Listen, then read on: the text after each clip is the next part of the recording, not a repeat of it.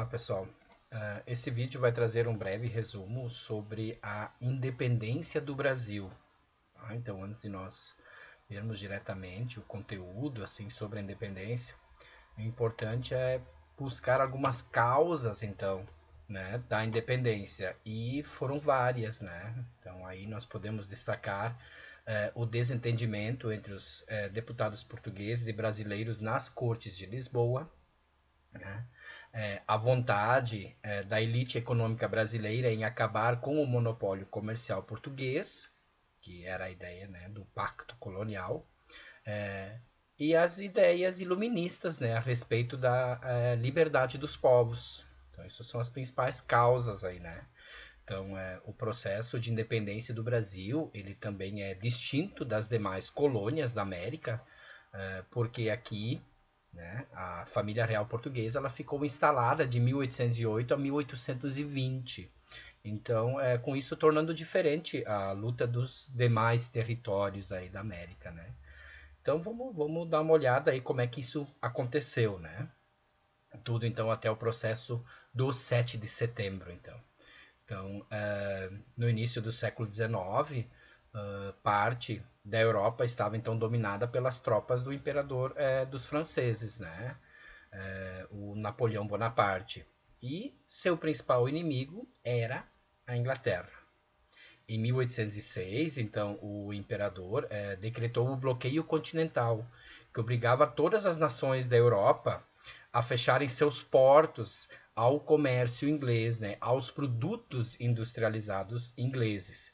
E com isso, então, o Napoleão ele pretendia derrotar a Inglaterra pela via econômica, né, enfraquecer a economia inglesa através do bloqueio continental. Nessa época, então, Portugal era governada pelo príncipe regente, então Dom João, que era pressionado por Napoleão para fechar os portos portugueses ao comércio inglês. Ao mesmo tempo, queria manter as relações comerciais com a Inglaterra, que era fornecedora aí, dos produtos manufaturados consumidos em Portugal e também compradores de mercadorias portuguesas e brasileiras, né, da colônia portuguesa. E para resolver então a situação, o embaixador inglês em Lisboa, na época, então convenceu Dom João a transferir-se com a corte para o Brasil. E desse modo, os ingleses então garantiam aí o acesso ao mercado brasileiro e a família real portuguesa evitava aí a deposição da dinastia de Bragança aí pelas forças napoleônicas. Então, no dia 29 de novembro de 1807, a família real, fidalgos e funcionários aí partiram para o Brasil, escoltados aí por navios britânicos, né, pela esquadra britânica. No dia seguinte, então, as tropas francesas acabaram invadindo Lisboa. E aí chegaram em Lisboa e a família real tinha desaparecido com em torno de 12 a 15 mil. Tem livros aí, né, bibliografias que trazem não sempre uma quantidade exata, né, mas é mais ou menos por aí, de 12 a 15 mil pessoas acabaram vindo ao Brasil. Né? E aí no dia 22 de janeiro de 1808, então, Dom João chega a Salvador, onde no mesmo momento, então, né, a chegada e tudo, vai decretar aí a abertura dos portos do Brasil às nações amigas de Portugal. E com isso, então, pôs fim ao monopólio comercial português no Brasil. Rapidamente, os produtos ingleses aí começaram a chegar em um grande número, né, de firmas inglesas se instalaram, então, no Brasil.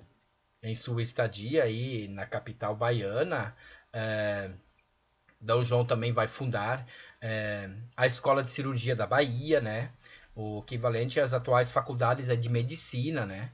E após 3 meses em Salvador, ele vai acabar então rumando para o Rio de Janeiro, onde desembarcou em março então do mesmo ano, né? Em 1808. Já em 1810, né, Dom João então assinou o Tratado de Comércio aí, e Navegação.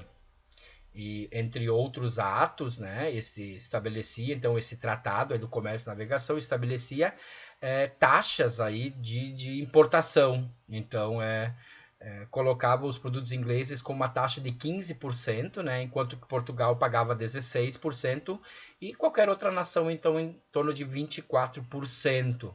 Aí dá para ver os interesses, né, a ajuda então dos ingleses a família real vir para cá, né? Essa abertura dos portos foi muito, muito, muito bom, né?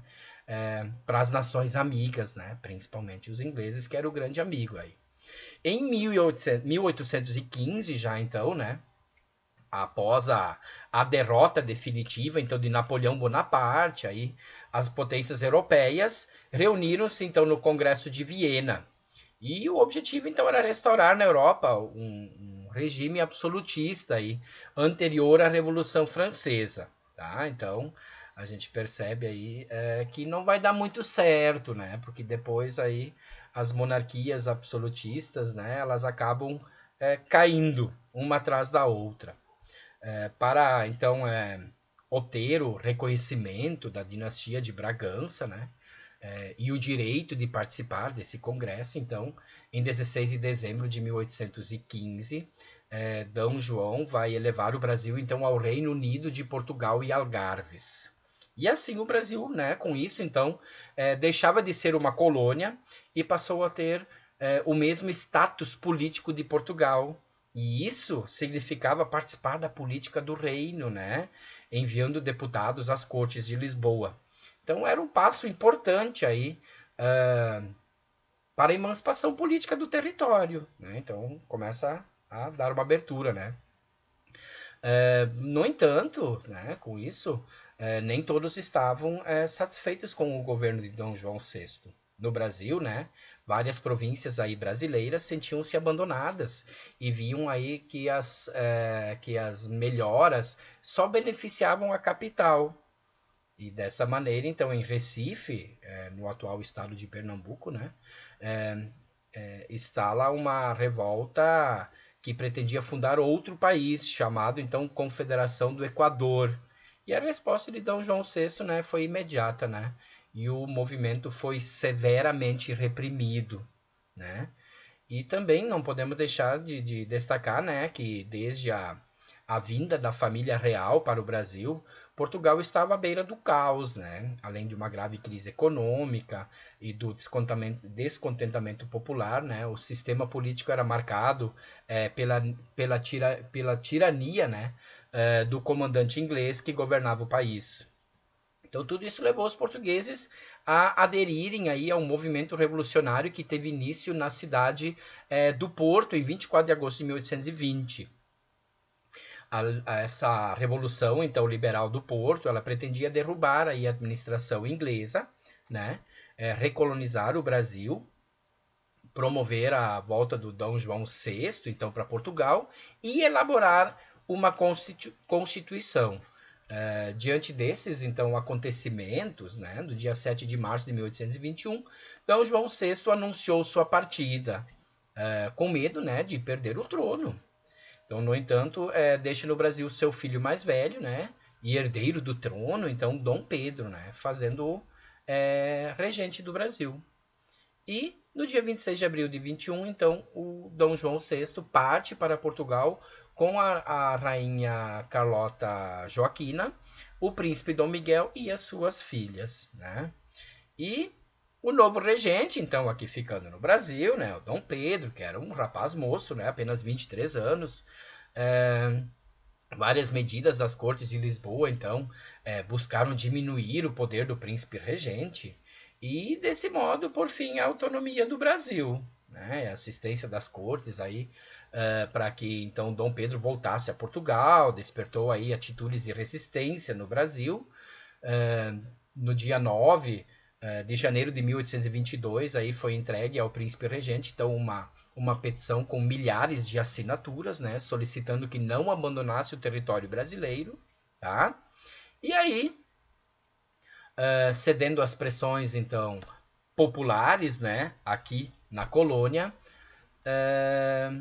ele acaba então declarando a célebre frase, né, do dia do fico, né, que foi mais um passo aí para a independência do território, né?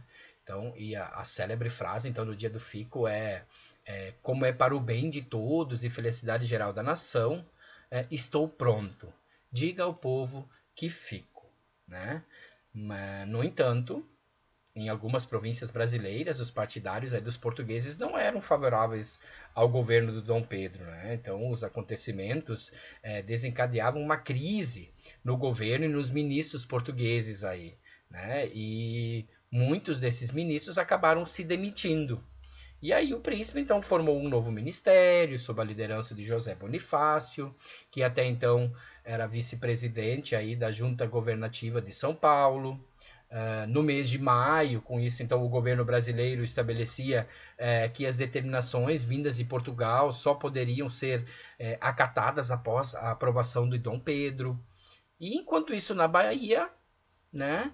Quando tudo isso estava acontecendo aí na Bahia, desencadeava-se então a luta entre tropas portuguesas e brasileiras. Tá? Então,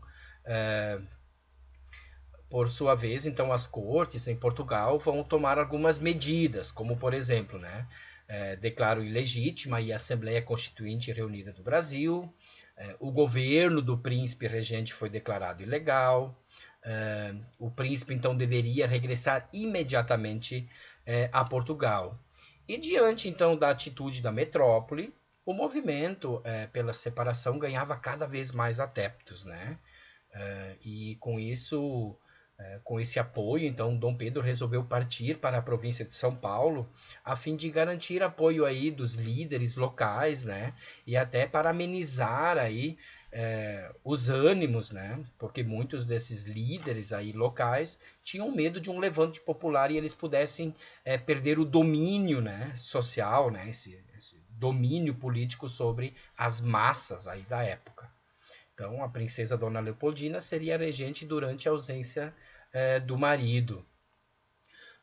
No dia 7, então, de setembro de 1822, voltando para o Rio de Janeiro, Dom Pedro se encontrava então às margens do Riacho Ipiranga em São Paulo quando recebeu os últimos decretos aí de Lisboa, um dos quais o transformava num simples governador, sujeito às autoridades das cortes. E essa atitude o levou a decidir que estavam então cortados os laços que uniam o Brasil a Portugal. E assim ordenou que todos os presentes tirassem dos uniformes as insígnias portuguesas, né, que levavam e teria gritado então a independência ou morte. Naquele momento em diante, então, esse seria aí o lema de todos os brasileiros. Né? Então, no dia 7 de setembro, aí, às margens do Ipiranga, então, foi bradado aí o grito do Ipiranga, então, né, de independência ou morte. E no dia 12 de outubro do mesmo ano, né, Dom Pedro foi aclamado então como o primeiro imperador do Brasil, com o título de Dom Pedro I e sendo coroado então em 1º de dezembro de 1822. E o dia da independência então do Brasil é comemorado né, no dia 7 de setembro, por ser considerado o momento simbólico aí que Dom Pedro rompe as relações de subordinação com Portugal. E esse dia então é um feriado nacional, várias cidades brasileiras aí organizam desfiles ainda escolares, né, militares, para celebrar essa data tão importante para a nação brasileira. Certo? Um forte abraço.